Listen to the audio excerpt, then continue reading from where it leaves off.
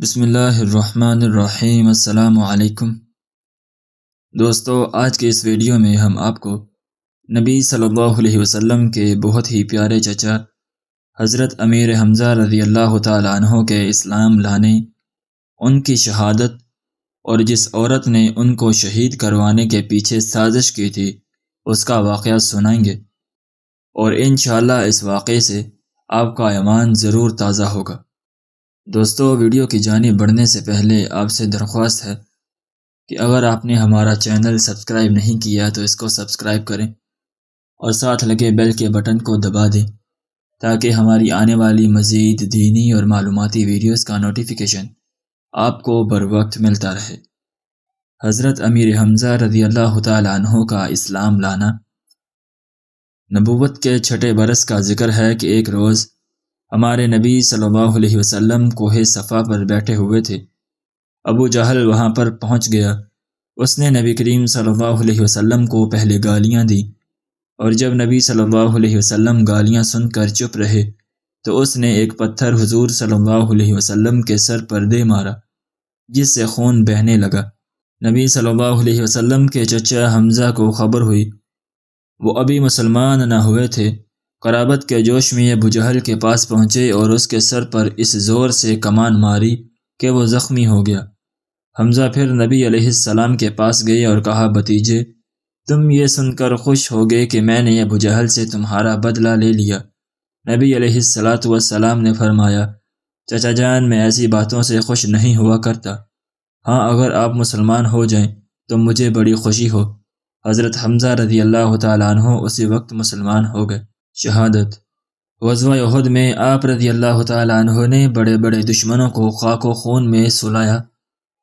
وحشی غلام نے ایک پتھر کے پیچھے چھپ کر بزدلانہ حملہ آپ رضی اللہ تعالیٰ عنہ پر کیا۔ زخم ناف کے قریب لگا جس سے آپ شہید ہو گئے۔ دشمنوں نے آپ کا جگر نکالا، کان کاٹے، چہرہ بگاڑا، پیٹ چاک کر ڈالا۔ نبی علیہ السلام نے یہ حال دیکھا تو سخت غمگین ہوئے اور سید الشہداء اور اسد اللہ و رسولہ کا خطاب عطا فرمایا رضی اللہ تعالیٰ عنہ۔ ہندہ کا رحمت للعالمین صلی اللہ علیہ وسلم سے معافی مانگنے کا واقعہ۔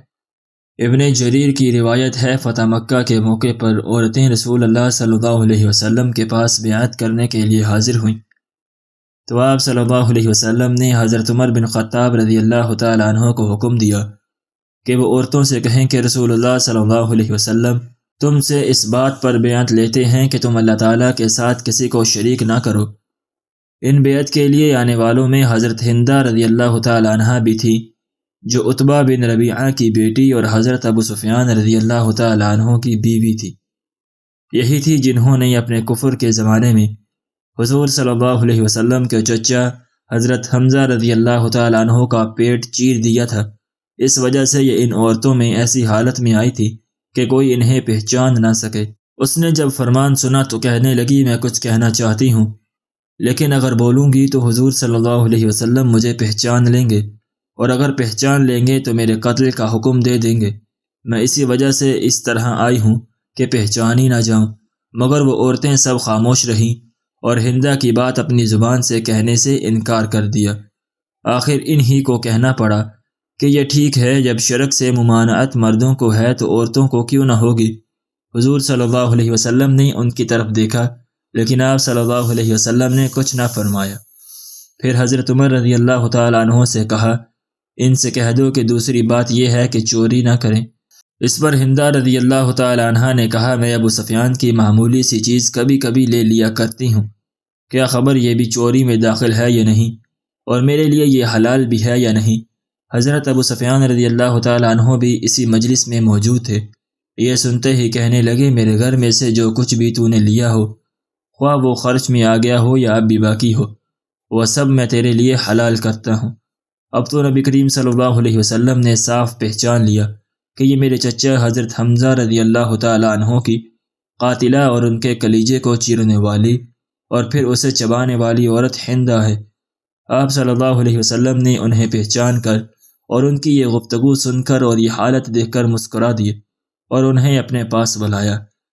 انہوں نے آ کر حضور صلی اللہ علیہ وسلم کا ہاتھ تھام کر معافی مانگی تو آپ صلی اللہ علیہ وسلم نے فرمایا تم وحی ہندہ ہو، فرمایا جاؤ آج میں نے تجھے معاف کیا۔ سبحان اللہ، کیا ہی بڑا دل تھا ہمارے پیارے نبی صلی اللہ علیہ وسلم کا، جس کے ہم آج نام لیوا ہیں، اور آج ہم بڑے ہی فخر سے خود کو مسلمان کہتے ہیں، لیکن ہم نے کبھی یہ غور نہیں کیا کہ ہمارے پیارے نبی صلی اللہ علیہ وسلم کو جنہوں نے مشکلات دی، اذیت دی، آپ صلی اللہ علیہ وسلم کے پیارے چچا کو اتنے برے طریقے سے شہید کیا، آپ صلی اللہ علیہ وسلم نے ان سے بھی مسکرا کر بات کہی، اور آج ہم لوگ مسلمان ہیں جو ہم نبی صلی اللہ علیہ وسلم کے نام لیوا ہیں، اگر ہمیں کوئی ترچھی نگاہ سے بھی دیکھ لے تو ہم اس کا بدلہ لیتے ہیں، اگر ہمیں کوئی گالی بھی نکال دے تو ہم اس کا بدلہ برسوں تک نہیں بولتے، اور ہم یہ بھول جاتے ہیں کہ ہم جس نبی کے نام لیوا ہیں وہ نبی صلی اللہ علیہ وسلم صبر ہمت کا پہاڑ تھے۔ آپ سب دوستوں سے گزارش ہے کہ اگر آپ کے ساتھ کوئی برا سلوک کرتا ہے تو آپ اللہ کی رضا کے لیے اس کو معاف فرما دیں، کیونکہ ہم نے ہمارے پیارے نبی صلی اللہ علیہ وسلم کے نقش قدم پر چلنا ہے، نہ کہ یہودیوں یا کافروں کے نقش قدم پر ہم نے نہیں چلنا۔